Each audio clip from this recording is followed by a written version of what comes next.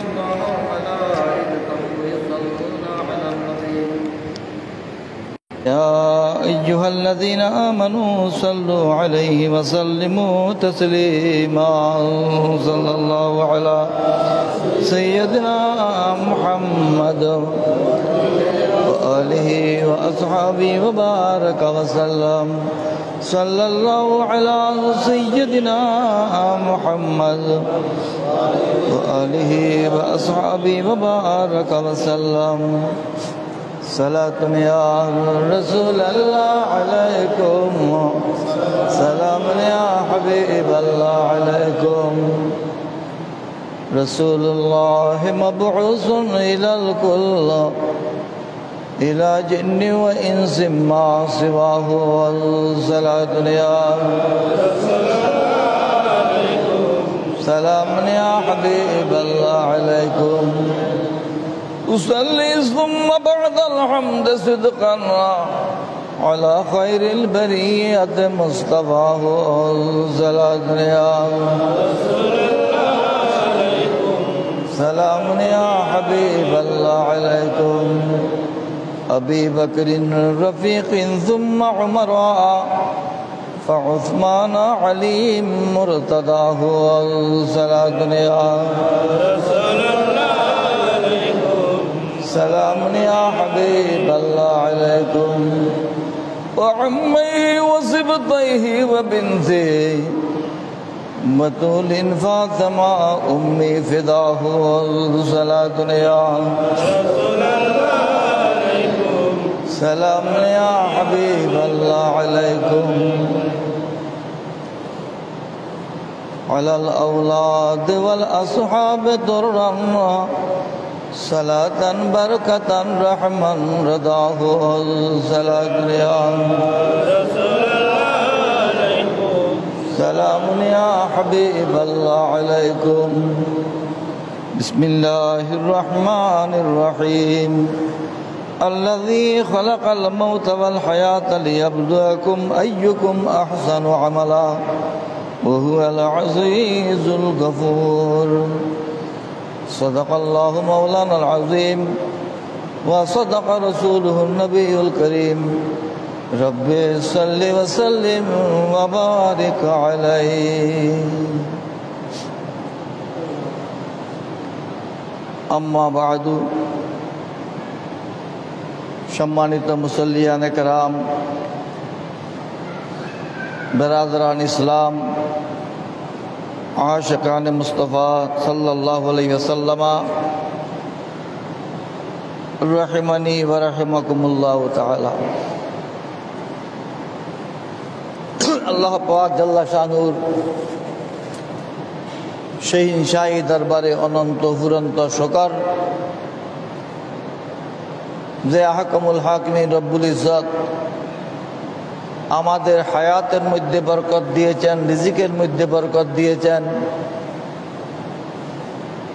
সুস্থতার সাথে এই বৎসরের শেষ জুমা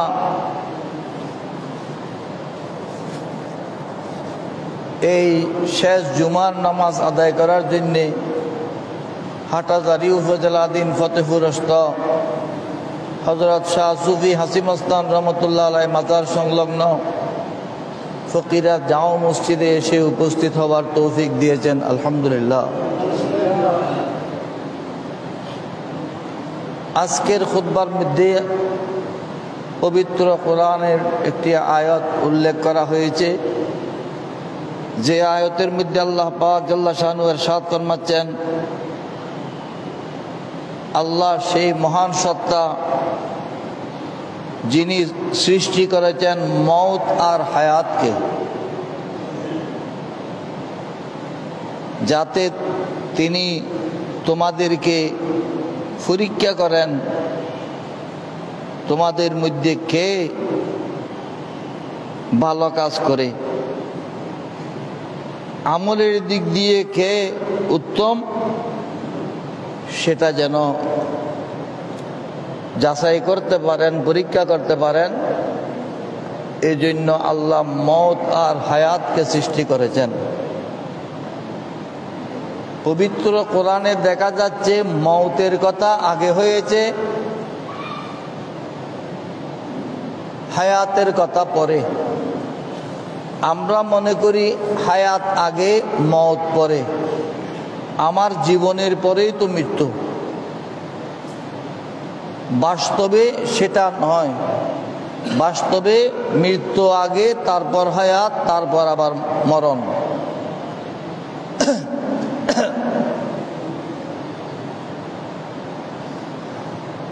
অল্পটুকু নাফাক পানি থেকে, মা বাবার বিদ্যুৎ থেকে আল্লাহ আমাদেরকে সৃষ্টি করেছেন, সেই নাপাক পানি মরা। আমাদের মৃত্যু আগে পবিত্র কোরআনের অন্য আয়াতে আল্লাহ পাক সুবহানাহু ওয়া তাআলা এভাবে ইরশাদ ফরমাচ্ছেন, কাইফা তাকফুরুনা বিল্লাহি ওয়া কুনতুম আমওয়াতা। হে বান্দারা, তোমরা কিভাবে আল্লাহর নাফরমানি করতেছ? তোমরা তো মরা ছিলে। ফাহিয়াকুম, আল্লাহ তোমাদেরকে জীবন দান করেছেন। এমন অনেক সন্তান আছে যে মায়ের গর্ভেও জীবন পায়নি, জীবন নিয়ে দুনিয়াতেও আসতে পারেনি, দুনিয়াতে এসেছে মরা। তাহলে মরণ আগে মৃতকে আল্লাহ জীবন দান করেছেন। ফাহিয়াকুম, তারপর আল্লাহ তোমাদেরকে মৃত্যুর পর, তোমরা মরা ছিলে, আল্লাহ তোমাদেরকে জীবন দান করেছেন। সুম্মা ইউমিতুকুম, তারপর আবার মরণ দান করবেন। সুম্মা ইউহয়িকুম, তারপর আবার তোমাদেরকে জীবিত করা হবে কবরে সওয়াল জবাবের জন্যে। আর মরণ নাই। শুরুতে মরণ, সর্বশেষ জীবন। এই হলো মানব দেহ। তুমি মরা, এই মরা, তুমি এত বেশি বাহাদুরি করতেছো কেন? তুমি তো মরা আছিলে, আল্লাহ দয়া করে তোমাকে হায়াত দান করেছেন, আলহামদুলিল্লাহ। অতএব তোমরা ইখতিমু সানাতাকুম বিল আমালিস সালিহা, তোমাদের বৎসরকে, জীবনের একটা বৎসর শেষ হচ্ছে, এই বৎসরে আর জুমার নামাজ পাবে না। তোমরা তোমাদের এই বৎসরটুকু শেষ করো ভালো কাজের মাধ্যমে, সৎ কাজের সাথে। ওয়াদ্দাখিরু লিআখিরাতিকুম, পরকালের জন্য তোমরা প্রস্তুতি গ্রহণ করো। তিজারাতাত তাকওয়ার রাবিহা, তাকওয়ার ব্যবসা দিয়ে, খোদাভীতির ব্যবসা দিয়ে, যেই ব্যবসা তোমার জন্য লাভজনক হবে। তাকওয়ার ব্যবসা হলো সবচাইতে লাভের ব্যবসা। সবচাইতে বড় পুঁজি হলো তাকওয়া, আল্লাহর ভয় অন্তরে থাকা। ওয়াসআলু বিকদরি হাজাতিকুম ইলাইহি, তোমার যা প্রয়োজন আল্লাহর কাছে ফরিয়াদ করো, প্রার্থনা করো। আল্লাহ আমাকে হায়াত দিন, আমাকে রিজিক দিন, আমাকে দৌলত দিন, আমাকে আওলাদ দিন, আমাকে এই দিন, আমাকে সেই দিন। সুস্থতার সাথে ঈমান সহকারে জীবন যাপন করার তৌফিক দান করুন, আমিন বলেন না?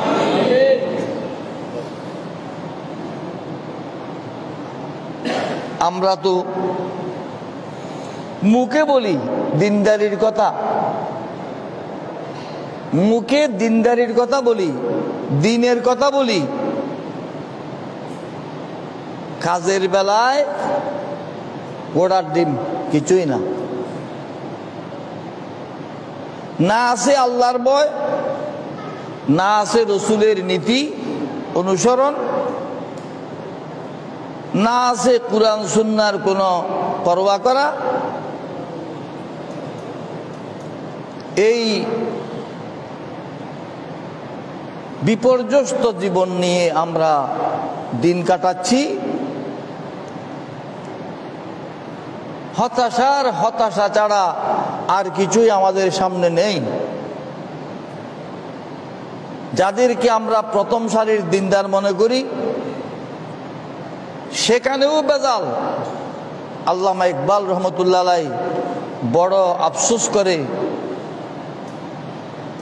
অনুতাপের সাথে বলেছেন, खुदा बंदा तेरे ऐसा, खुदा बंदा तेरे ऐसा दिल बंदा किधर जाए, के दरवेशी भी अय्यारी सुल्तानी भी अय्यारी।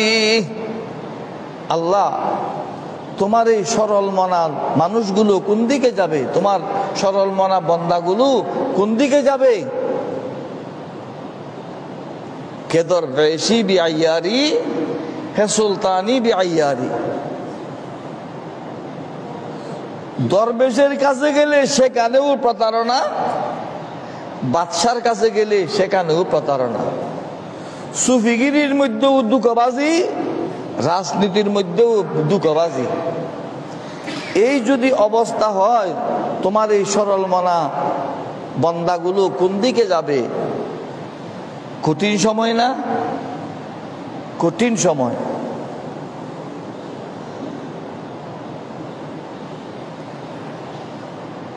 বর্তমানে আপনারা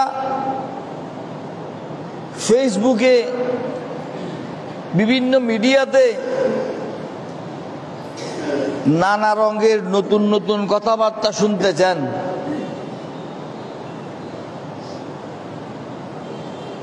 এইসব শুনে দেখে অনেকে বিভ্রান্ত হচ্ছে। সুতরাং সমসাময়িক বিষয়ে আলোচনা করা, সর্বস্তরের মুসলমানদেরকে সতর্ক করা, এটা আমাদের ঈমানি দায়িত্ব। আমরা যারা মসজিদের খতিব আছি, সমাজে, পাড়া মহল্লায়, বিভিন্ন প্রতিষ্ঠানে, বিভিন্ন অঙ্গনে ওয়াজ নসিহত করি, মাদ্রাসায় শিক্ষকতা করি, অর্থাৎ যারা জাতির দিক নির্দেশক, তাদের উপর অবশ্যই দায়িত্ব বর্তায়। বিশেষ করে আমি মনে করি এই দায়িত্ব আমার উপর বেশি বর্তায়। কারণ বর্তমান সময়ে যেসব আলেমগুলো মাঠে ময়দানে ওয়াজ নসিহত করতেছেন,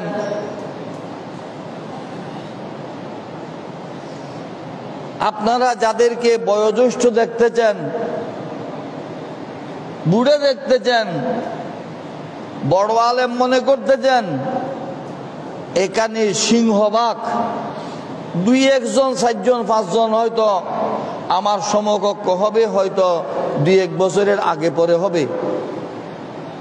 বাকিগুলো সব আমার জুনিয়র, কেউ ছাত্র, কেউ ছাত্রের ছাত্র, কেউ পরবর্তী ছাত্র। আমি কোনো ঘাস কেটে গরু ছাগল ছাড়িয়ে বুড়া হইনি। এই মাঠে শিক্ষকতা করেছি, প্রতিষ্ঠান করেছি, সংগঠন করেছি, মাদ্রাসার সর্বোচ্চ শ্রেণী পর্যন্ত পাঠদান করেছি এবং সেই পর্যন্ত পড়ানোর মতো যোগ্য আলেমও তৈরি করেছি।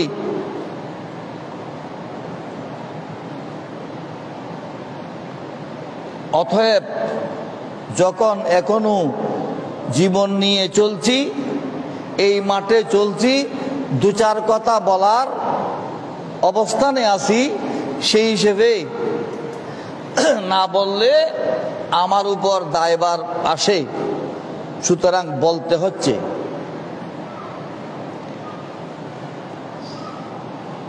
মাছ ধরার একটা কৌশল আছে, বড়শির মধ্যে কিছু খাবার দে, তারপর মাছ ধরে, ঠিক কিনা? গরু হৃষ্টপুষ্ট করে জবে করে খাওয়ার জন্য তাকে ভালো খাবার দে, ঘাস দে, খড় দে, কুড়া দে, বুসি দে, লবণ দে, ভাত দে। এটা তাকে তার গোস্ত চর্বি বাড়ানো, এটা আসলে তাকে বলিয়ান করা নয়, নিজে সুস্বাদু গোস্ত খাওয়ার উদ্দেশ্য। ঠিক কিনা?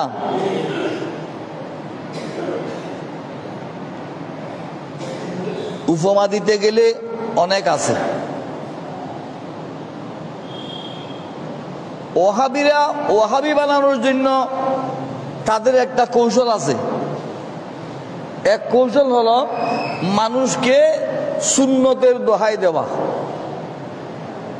সুন্নত আমাদের কাছে আছে, আমরা সুন্নত পালন করি, আমরা নামাজ পড়ি। এইগুলো দেখে সরল মনে অনেক মুসলমান তাদের ওই বেড়া জালে, ওই ফাঁদে আটকা পড়ে, পরবর্তীতে ওয়াহাবি হয়। জামাত ইসলামীদের একটা কৌশল আছে, মাওলানা মওদুদীর বাতিল আকীদা প্রচার করার জন্য তাদের একটা কৌশল আছে।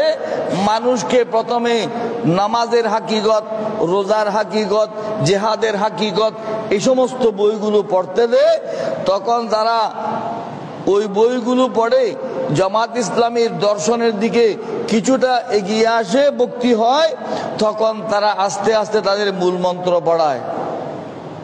শেষ পর্যন্ত মাওলানা মওদুদীর বাতিল আকীদাগুলো তাদের মধ্যে লালন করে তারা শেষ পর্যন্ত বাতিলপন্থী হয়ে গড়ে ওঠে।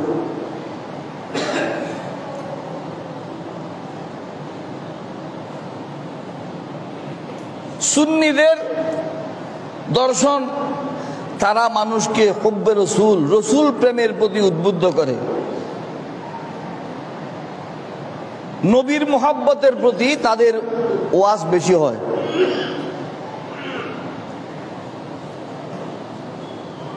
শিয়ারা, শিয়া একটি বাতিল সম্প্রদায় আছে, তারা মানুষকে মাওলা আলী, শেরে খোদার জাতানুর মুহাব্বতের দোহাই দেয়। আলীর মুহাব্বত,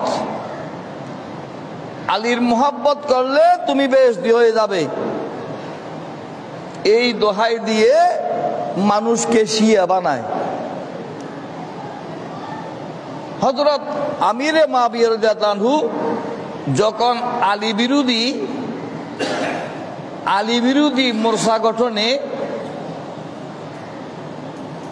উদ্যোগী হলেন, তখন তিনি সেখানে হাতিয়ার বানিয়েছিলেন কি হযরত ওসমান রাদিয়াল্লাহু আনহুর শাহাদাতের প্রতিশোধ নেওয়া।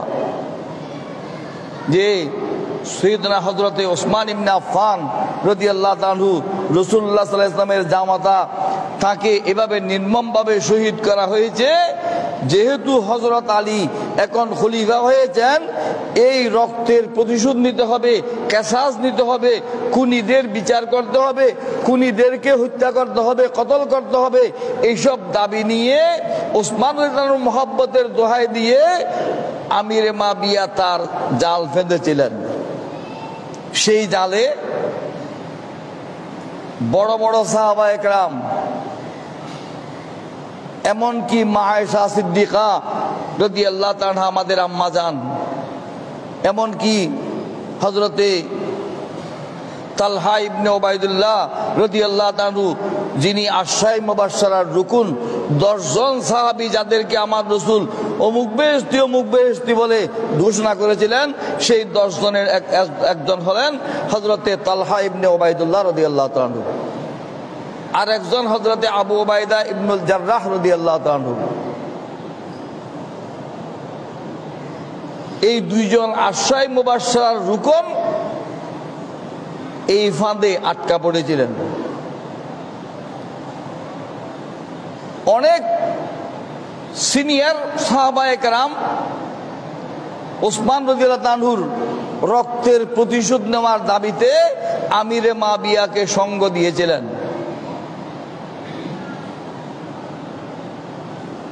হযরত আলী রাদিয়াল্লাহু আনহু তাদেরকে কঠোর হস্তে দমন করেছিলেন। সুবহানাল্লাহ।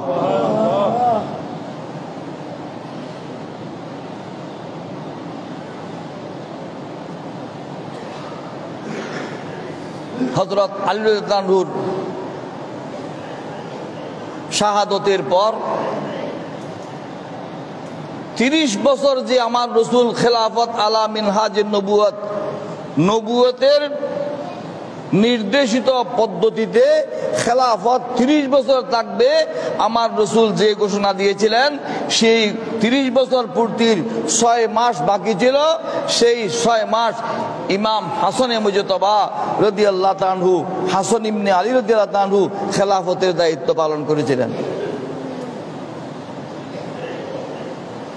পরবর্তীতে পরিস্থিতির প্রেক্ষিতে লম্বা কথা বলার সময় নাই, তিনি কয়েকটি শর্তের ভিত্তিতে হযরত মুআবিয়া রাদিয়াল্লাহু তাআলাকে দায়িত্ব ছেড়ে দিলেন।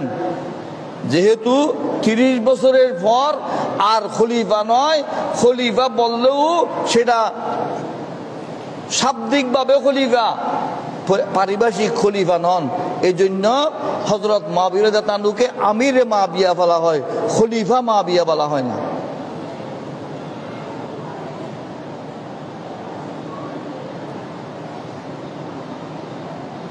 শিয়াদের এমন এমন আকীদা আছে যার কারণে ইমাম আবু হানিফা রাহমাতুল্লাহ আলাইহি থেকে শুরু করে যুগে যুগে গৌসে পাক আব্দুল কাদের জিলানী রাহমাতুল্লাহ আলাইহি সহ সমস্ত তরিকতের ইমামগণ, হাদিসের ইমামগণ, ফিকহের ইমামগণ, আকায়েদের ইমামগণ এই কথা স্পষ্ট বর্ণনা করেছেন, ব্যক্ত করেছেন যে শিয়ারা কাফের। শিয়ারা কি? কাফের।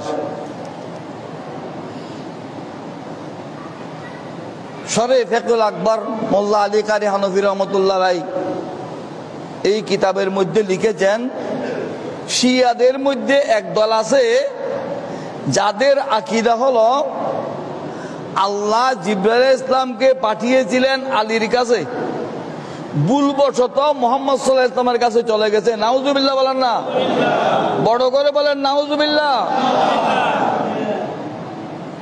আল্লাহ জিবরাইল ইসলামকে পাঠিয়েছিলেন ওহী নিয়ে কার কাছে?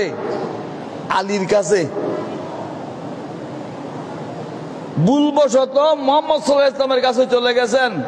এই আকীদা সন্দেহাতীতভাবে কুফরি আকীদা, শিয়াদের এটা জঘন্যতম আকীদা। আলীর মোহাব্বত দেখিয়ে প্রথমে শিয়াদের প্রতি আকৃষ্ট করে, শেষ পর্যন্ত শিয়াদের এই আকীদা আপনার মধ্যে ঢুকিয়ে দেবে। নাউজুবিল্লাহ। শিয়াদের আরেক আকীদা হলো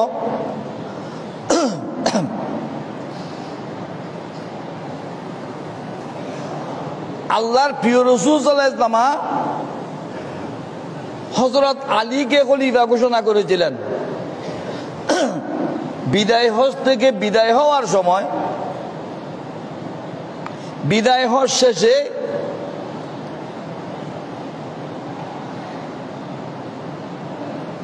মদিনা মুনাওয়ারার যাত্রাপথে জাহফা থেকে 3 মাইল দূরে গদিরে খুম একটা দিঘি বা পুকুর বা একটা কূপের পাড়ে গাছতলায় দাঁড়িয়ে আমার রসুল একটা খুতবা দিয়েছিলেন। সেই খুতবার মধ্যে হযরত আলীকে খলিফা ঘোষণা করেছেন। হযরত আবু বকর সিদ্দিক রাদিয়াল্লাহু তাআলা আনহু, হযরত ওমর ফারুক রাদিয়াল্লাহু তাআলা আনহু, হযরত উসমান জিন্নুরাইন রাদিয়াল্লাহু তাআলা আনহু এই 3 জন ষড়যন্ত্র করে খলিফা হয়েছেন। নাউজুবিল্লাহ বলেন না। এই আকীদা যদি কেউ পোষণ করে সে সন্দেহাতীতভাবে কাফের হবে। হযরত আবু বকর, হযরত ওমর, হযরত উসমান এই 3 জনকে যারা ষড়যন্ত্রকারী, জালেম, জাবের ইত্যাদি মন্দ গুণে গুণান্বিত করে, তাদেরকে প্রতারক মনে করে, তারাও কাফের। নামাজ পড়লে হবে না, রোজা রাখলে হবে না, জিকির করলে হবে না, কলমা পড়লে হবে না, আমি গৌসে পাকের ভক্ত, আমি খাজা গরিব নওয়াজের ভক্ত, আমি মাইজবান্ডারের ভক্ত, আমি শাহ আমানতের ভক্ত, এইসব কথা চলবে না, চলবে না।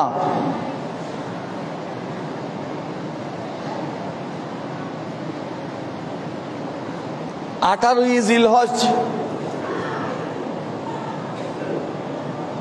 11 হিজরি, দশম হিজরি,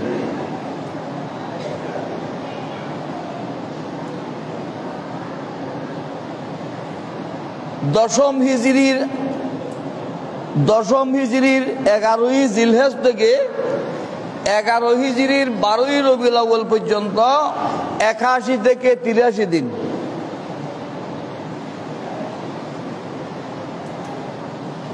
এই অল্প সময়ের মধ্যে হাজার হাজার সাহাবায়ে কেরাম আমার রাসূলের গদিরে খুমের যে খুতবা শুনেছিলেন সবাই ভুলে গিয়েছেন? সবাই কি মুনাফিক হয়ে গিয়েছেন? নাউজুবিল্লাহ বলেন না। আর হযরত আলী রাদিয়াল্লাহু আনহু কি এত দুর্বল লোক ছিলেন? তখন হযরত আলী রাদিয়াল্লাহু আনহুর বয়স 33 বছর, পূর্ণ যৌবন, রক্তের ফোঁটা থরথর করে, যার বাহুতে হায়দরি খুন, যাকে আল্লাহ আসুদুম মিন উসুদিল্লাহ, আল্লাহর অন্যতম সিংহ বলে ঘোষণা করেছেন, আমার রাসূল যাকে আল্লাহর সিংহ শেরে খোদা ঘোষণা করেছেন, এমন সিংহ পুরুষ কি কাপুরুষের মতো চলতে পারে? কখনো না, ঠিক কিনা? আমার কথা জবাব দেবেন, বুঝার চেষ্টা করেন। যারা বাইরে থেকে শুনতেছেন বা শুনবেন, আপনারা সুচিন্তা বিবেচনা নিয়ে বিবেচনা করবেন। কারো প্রতি অতিরিক্ত মহাব্বত দেখাবেন না। সর্বোচ্চ মহাব্বত পাওয়ার যোগ্য আমার রাসূল, ঠিক কিনা? আমার রাসূলের এমন একটি ঘোষণা মাত্র 81 থেকে 83 দিন পূর্বে হাজার হাজার সাহাবায়ে কেরামের সামনে ঘোষণা করেছিলেন, আলী আমার খলিফা। আর হযরত আলী কাপুরুষের মতো নীরব ছিলেন। হাজার হাজার সাহাবায়ে কেরাম এই কথা ভুলে গিয়েছিলেন। কুরাইশ বংশের লোকেরা, বনু হাশিমের লোকেরা নিশ্চুপ ছিলেন। এত বড় অপবাদ সাহাবায়ে কেরামের বিরুদ্ধে হতে পারে না, ঠিক কিনা? এটা শিয়াদের বাতেলাকিরা আলী ভক্তির ফাঁদ বসিয়ে মানুষকে শিয়া বানিয়ে জাহান্নামের পথে টেনে নেওয়ার একটা অপকৌশল। নাউজুবিল্লাহ। অতিরিক্ত আলী ভক্তি দেখালে সেখানেও জাহান্নাম আছে।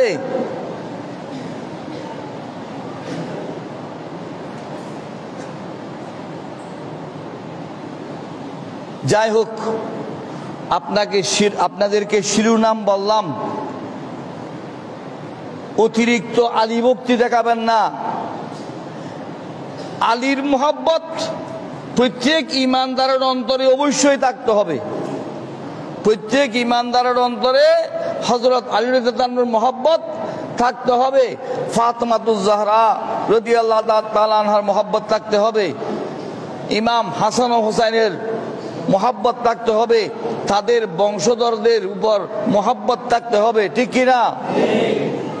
কিন্তু সেই মোহাব্বতের একটা সীমাবদ্ধতা আছে। সেই মোহাব্বত যেন কোরআন সুন্নাহর বিপরীত না হয়, ঠিক কিনা? গদিরে খুমের খুতবা লেখাপড়া তো করে নাই। যারা সেখানে গিয়েছে একজনও আলেম নয়। কামেল পাস করলে আলেম হয় না, টাইটেল পাস হলে আলেম হয় না। কত টাইটেল পাস, আলেমদের ফাফুস হবার যোগ্য হয় নাই। এমনি টাইটেল পাস করেছে, কি নিজে পরীক্ষা দিয়েছে না অন্য দ্বারা পরীক্ষা দিয়ে পাস করেছে? সেই প্রশ্নও আছে। নকল করে পাস করেছে না কিতাব পড়ে পাস করেছে ইত্যাদির প্রশ্ন আছে কি নাই? অনেক ডিগ্রি পাস, আপনারা বুঝার জন্য বলতেছি, এমনি ডিগ্রি পাস করছে, ইংরেজি রিডিংও পড়তে পারে না। আর অনেক মেট্রিক পাস, মাতৃভাষার মতো ইংরেজি বলতে পারে, ঠিক কিনা? লেখাপড়ার মান, মেধা সম্পূর্ণ ভিন্ন জিনিস। আপনারা টাইটেল পাস, কামাল পাস বলে আলেম মনে করবেন না। এমন আলেম পাস আছে যে উর্দু পড়তে পারে না, আরবি তো পারেই না, উর্দু পড়তে পারে না। আমি এরকম হাজার হাজার দেখাতে পারবো। যারা ঈদে গদির হুকুম করতেছে, গদির হুকুমের খুতবার উপর উৎসব করছে, তারা কি জানে গদির হুকুমের খুতবা কি ছিল? খুতবার বিষয়বস্তু কি ছিল? 1 নম্বর কি, 2 নম্বর কি, 3 নম্বর কি, 4 নম্বর কি, 5 নম্বর কি, কোন বিষয়ে আমার রসুল গদির হুকুমের খুতবা দিয়েছিলেন? এরা কি জানে? বাংলা বই পড়া সৈয়দ বংশের লোক, সৈয়দ বংশের লোক হলে আলেম হয় না। সৈয়দ বংশের লোকের মধ্যেও গোমরা মানুষ আছে। আপনারা চেনার জন্য, সহজে বুঝার জন্য বলছি। সৈয়দ আহমদ বেরলভী, সৈয়দ আহমদ বেরলভী সম্পর্কে শের বাংলা রহমতুল্লাহ আলাইহি দিওয়ান আজিজের মধ্যে লিখেছেন, সিলসিলা কে সৈয়দ আহমদ আহমদা মুনকাতে শুদ আজ বুয়ুজে মুস্তাফা। সৈয়দ আহমদ বেরলভী মুক্ত তরিকত পন্থীদের সিলসিলা বিচ্ছিন্ন, আমার রসুলের সাথে তাদের সম্পর্ক নাই। কিন্তু আমরা হযরত নূর মোহাম্মদ নিজামপুরী রহমতুল্লাহ আলাইহির ব্যাপারে বলে দিয়েছি, লিখে দিয়েছি। ইমাম আল্লামা হাশমি সাহেব রহমতুল্লাহ আলাইহি লিখে দিয়েছেন, শেখ আব্দুল করিম সিরাজনগরী কেবলা লিখে দিয়েছেন, শের বাংলা রহমতুল্লাহ আলাইহি লিখে দিয়েছেন, নূর মোহাম্মদ নিজামপুরীর সিলসিলা রসুলের থেকে বিচ্ছিন্ন নয়। কারণ উনি শেখ জাহেদ রহমতুল্লাহ আলাইহির খলিফা, সর্বশেষ সৈয়দ লকিয়তুল্লাহ রহমতুল্লাহ আলাইহির মুরিদ। সেই থেকে ওনার ফয়েজ এসেছে। আরো বিভিন্ন কথা আছে, আমি সেই দিকে যাচ্ছি না।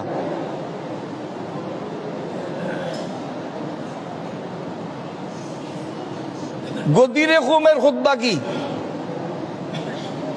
গদির হুকুমের খুতবা সম্পর্কে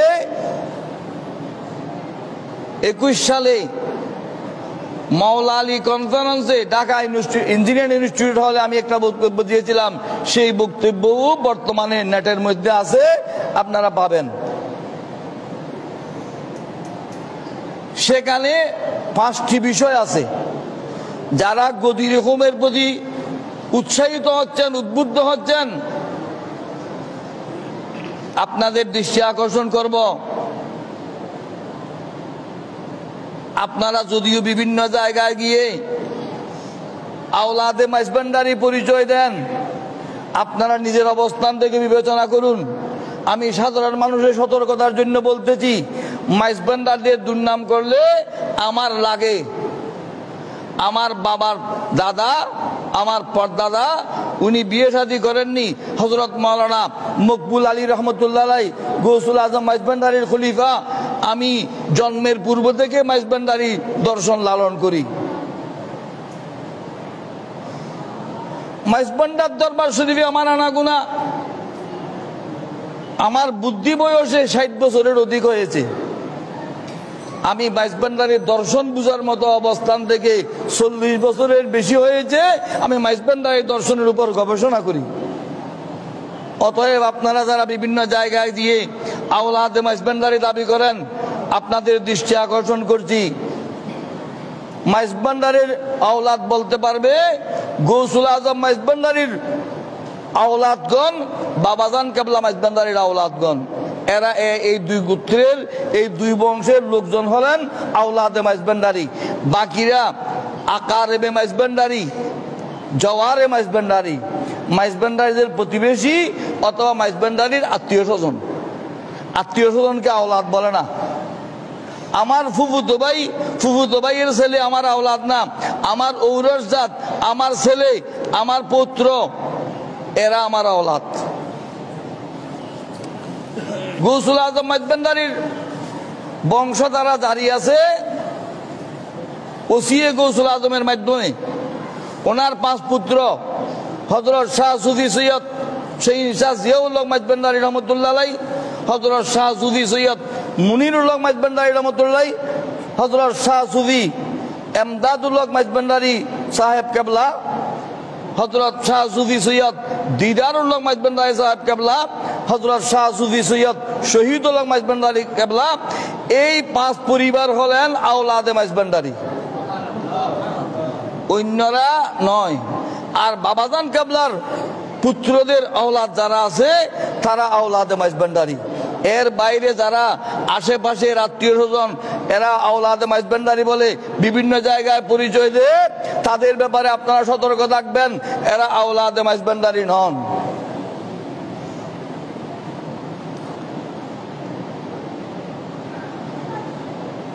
খেলাফতের বিষয় ছিল, এই বিষয়ের উপর এই সপ্তাহের মধ্যে যে কোনো একদিন আমি উলামায়ে কেরামকে ডেকে তাদের উপস্থিতিতে গদিরে খুমের উপর বিস্তারিত বক্তব্য রাখব। মাওলা আলী রাদিয়াল্লাহু তাআলাকে যখন মদ পান করার অভিযোগ দিয়েছিল সে ব্যাপারে আমি বলিষ্ঠ ভূমিকা রেখেছিলাম, বক্তব্য রেখেছিলাম। গদিরে খুম দেখিয়ে, আলী ভক্তি দেখিয়ে মানুষকে জাহান্নামের পথে যারা টেনে নিচ্ছে তাদের ব্যাপারেও সতর্ক করা, এটা ঈমানি দায়িত্ব, ঠিক কিনা? না বললে আমরা আল্লাহ আল্লাহ রসুলের কাছে জবাবদিহি করতে হবে, ঠিক কিনা?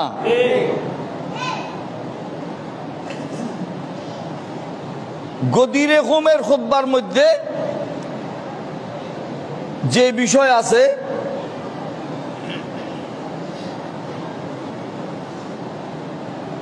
এক নম্বর হলো আমার রসুলের ওফাতের সময় গনিয়ে এসেছে, এখানে সময় কম, আমি সেই জন্য সংক্ষেপে বলতেছি। এই এক কথা, ইউশিকু আইয়াতিয়ানি রাসূল রাব্বি ইয়ানি মালাকুল মউত ফাউজিবু। হে আমার সাহাবায়ে কেরাম, আমার সময় গনিয়ে এসেছে, আমার কাছে আল্লাহর পক্ষ থেকে সতর্ক বানিয়ে এসেছে, প্রত্যেক নবী তার পূর্ববর্তী নবীর অর্ধেক হায়াত পায়, সেই হিসেবে আমার সময় খুব সন্নিকটে, আমার বিদায়ের পালা। এ বিষয়ে আরো কথা আছে, ওই 21 সালের বক্তব্যের মধ্যেও পাবেন, আগামীর বক্তব্যের মধ্যে সেগুলো আর দীর্ঘ আলোচনা হবে। আমার রসুলের ওফাতের সময় গনিয়ে এসেছে, এর জন্য আনন্দ করার কোনো কারণ আছে না আফসোস করার কারণ? কি বলেন? হুজুর যে বিদায় নেবেন, আমাদের থেকে ইন্তেকাল করবেন, এ থেকে খুশি হওয়ার কিছু আছে? তাহলে গদিরে কমের ঈদ উদযাপন করা বাতিল। দ্বিতীয়ত, আমার রসুল বলেছেন, তারাকতু ফীকুমুস সাকালাইন ইন্নী তারিকুন আলাইকুমুস সাকালাইন, আমি তোমাদের কাছে 2টি ভারী জিনিস রেখে যাচ্ছি। এক নম্বর কিতাবুল্লাহ, ফীহিল হুদা ওয়ান নূর, ফাহাসসা আলা কিতাবিল্লাহ। আমি তোমাদের কাছে আল্লাহর কোরআন রেখে যাচ্ছি, কিতাবুল্লাহ রেখে যাচ্ছি, তোমরা বড়ই গুরুত্বের সাথে এই কিতাব অনুসরণ করবে, এর মধ্যে হেদায়েত আছে, নূর আছে।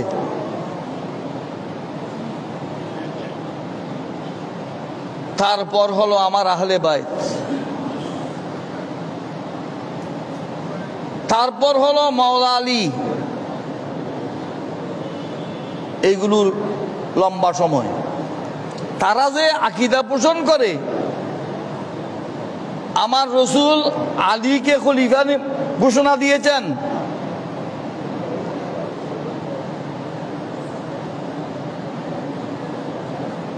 আপনারা শুনেছেন, ওরাও পড়েছে। আমার রসুল যখন অসুস্থতা বোধ করতেছেন, একটু দেরি হলে আপনারা বিরক্ত বোধ করবেন না, এটা আমার আপনার ঈমান রক্ষা করার বিষয়। ঈমান হারাইয়ে নামাজ পড়ে কোনো লাভ নাই, জুমা জামাতের কোনো দাম নাই। আমার রসুল যখন অসুস্থ, শারীরিকভাবে দুর্বলতা অনুভব করতেছেন, তখন আমার রসুল মুসল্লার উপর ইমামতির দায়িত্ব কাকে দিয়েছিলেন? হযরত সিদ্দিক আকবর রাদিয়াল্লাহু আনহুকে। খেলাফতের নির্বাচনের সময়, খলিফা নির্বাচনের সময় হযরত আলী রাদিয়াল্লাহু আনহুর বক্তব্য ছিল যে আল্লাহর প্রিয় রাসূল সাল্লাল্লাহু আলাইহি ওয়াসাল্লামের মুসাল্লার উপর দ্বীনের ব্যাপারে যিনি আমার রাসূলের স্থলাভিষিক্ত, দুনিয়ার ব্যাপারে তিনি আমার রাসূলের স্থলাভিষিক্ত হবেন, খলিফা হবেন। সুবহানাল্লাহ।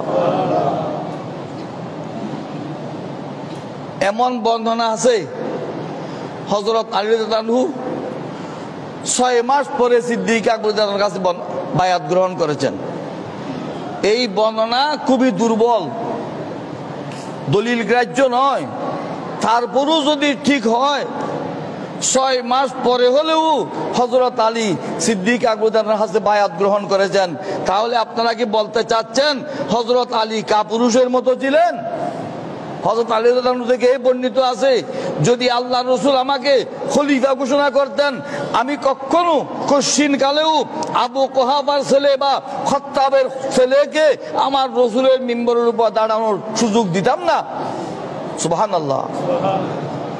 আবু কুহাফার ছেলে মানে আবু বকর সিদ্দিক, খাত্তাবের ছেলে মানে ওমর ইবনুল খাত্তাব। হযরত আলী কি এত কাপুরুষ ছিলেন? এত দুর্বল লোক ছিলেন? মোকাবেলা করতে পারবে না? বনি হাশেম তার পক্ষে থাকবে, কুরাইশ তার পক্ষে থাকবে, আনসার মুহাজির তার পক্ষে থাকবে। তিনি আমার রাসূলের জামাতা, আমার রাসূলের চাচাতো ভাই।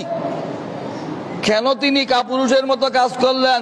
কখনো না, কাপুরুষের মতো কাজ করেননি। উনি কিতাব আল্লাহকে অনুসরণ করেছেন, আল্লাহর কিতাবের অনুসরণ করেছেন। সুবহানাল্লাহ। কেন? হযরত ওমর রাদিয়াল্লাহু আনহু বলেছিলেন, খলিফা কে হবেন জানেন? পবিত্র কোরআন থেকে শিক্ষা গ্রহণ করুন। পবিত্র কোরআনে তিনটি গুণ আর কারো ব্যাপারে নেই। সানি ইসনাইন ইয হুমা ফিল গার ইয ক্বালা লিসাহিবিহি লা তাহজান ইন্নাল্লাহা মা'ানা। কোরআন বাদ দিয়ে মাওলা আলীকে খলিফা বানাচ্ছেন, জাহান্নাম ছাড়া আর কিছুই নাই। এটা নিশ্চিত বিষয়।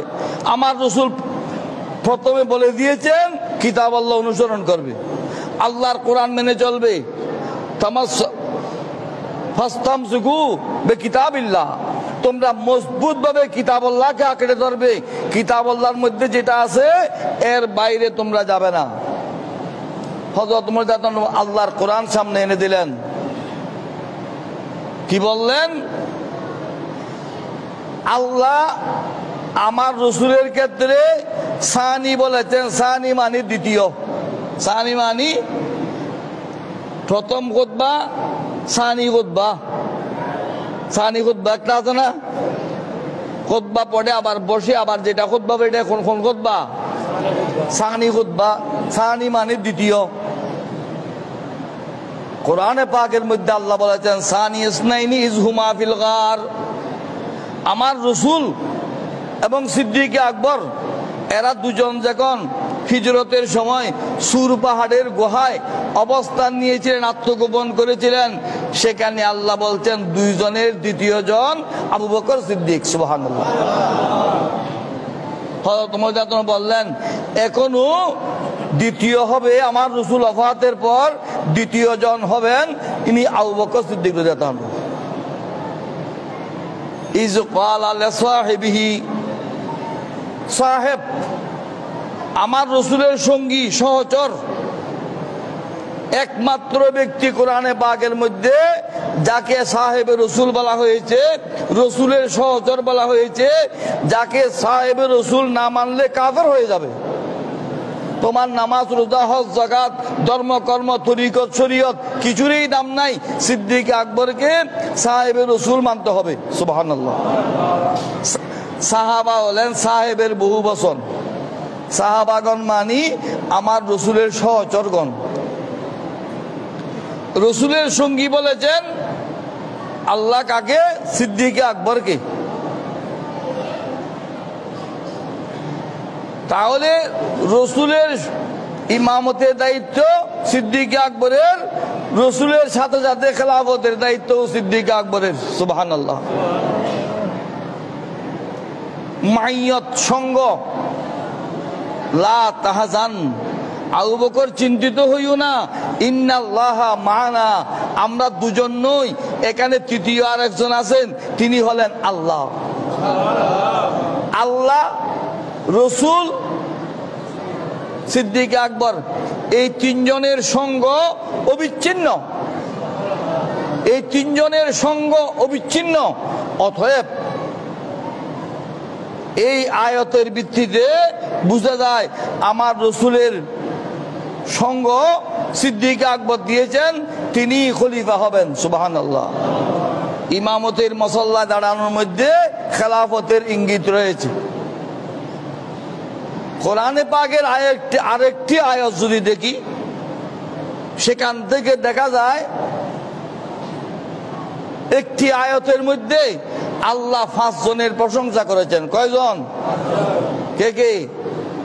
মুহাম্মাদুর রাসূলুল্লাহ ওয়াল্লাযীনা মাআহু আশিদ্দাউ আলাল কুফার রুহামাউ বাইনাহুম তারাহুম রুকআন সুজদান ইয়াবতাগুনা ফাদলাম মিনাল্লাহি ওয়া রিদওয়ানা।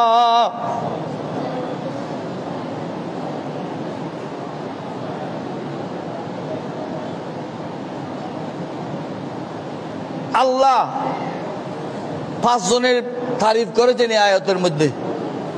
1 নম্বরে মুহাম্মদ সাল্লাল্লাহু আলাইহি ওয়াসাল্লাম। 1 নম্বরে কে? মুহাম্মদ সাল্লাল্লাহু আলাইহি ওয়াসাল্লাম। উনি কে? রাসূলুল্লাহ, উনি আল্লাহর রাসূল। মুহাম্মদ কি? আল্লাহর।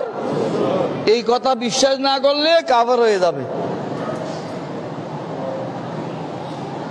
ওয়াল্লাযীনা মাআহু, আর যারা তার সঙ্গে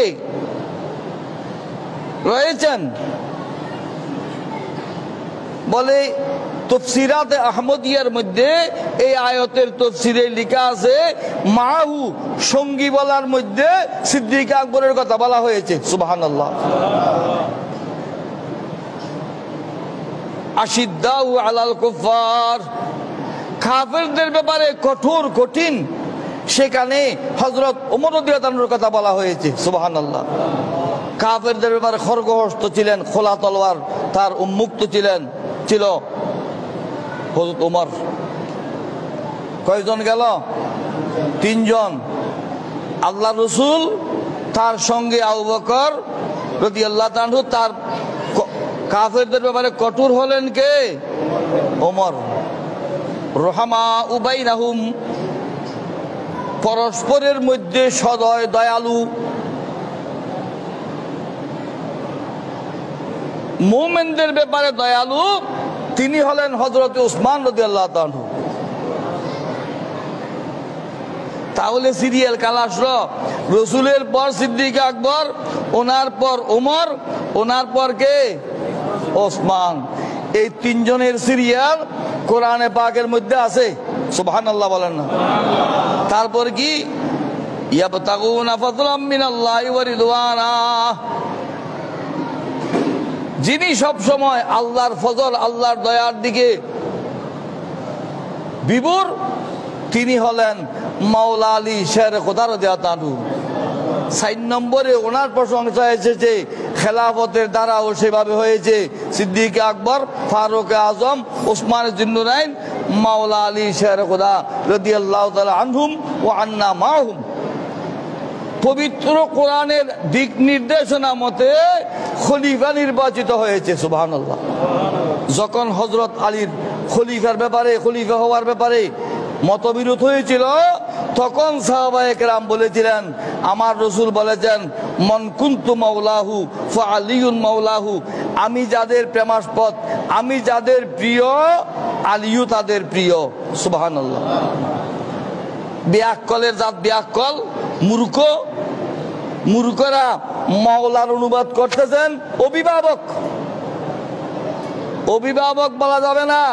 আমি মাইজবেন্ডারের আওলাদ, মাইজবেন্ডারের অনুসারীদের দৃষ্টি আকর্ষণ করে বলছি, হযরতে ওসিয়ে গৌসুল আজম, যিনি গৌসুল আজম মাইজবেন্ডারির সরাসরি খলিফা এবং স্থলাভিষিক্ত, গদিনশীন, তিনি বেলায়েতে মুতলাকা পুস্তকের 10 পৃষ্ঠার মধ্যে মাওলার অনুবাদ করেছেন প্রেমাস্পদ। কি বলেছেন? প্রেমাস্পদ। অভিভাবক নন, অভিভাবক বলা যাবে না কেন সেটা আমি ওই দিন বক্তব্যের মধ্যে স্পষ্ট করব। ওসিয়ে গৌসুল আজম থেকে আপনি যদি মাওলা আলীর বেশি ভক্ত হয়ে থাকেন তাহলে আপনি মাইজবান্ডারি নন, আপনি ফ্যাটবান্ডারি। আপনি গোস্ত খাবার জন্য গিয়েছেন, আপনি মাইজবান্ডারি নন। ওসিয়ে গৌসুল আজম মাওলার অনুবাদ করেছেন কি? প্রেমাস্পদ। প্রেমাস্পদের আরবিতে বলে মাহবুব, মাশুক, প্রিয়জন, প্রিয় ব্যক্তি। আর যারা শিয়া বানানোর ফাঁদ বসাইছে তারাও মাইজবান্ডারি নয়। কেন? ওই বেলায়েতে মুতলাকা পুস্তকের 130 পৃষ্ঠা দেখুন, সেখানে ওসিয়ে গৌসুল আজম রহমতুল্লাহ লিখেছেন ওহাবিদের মধ্যে ওলি হয় না, শিয়াদের মধ্যে হাফেজ হয় না। সুবহানাল্লাহ। কয় পৃষ্ঠা? 130 পৃষ্ঠা।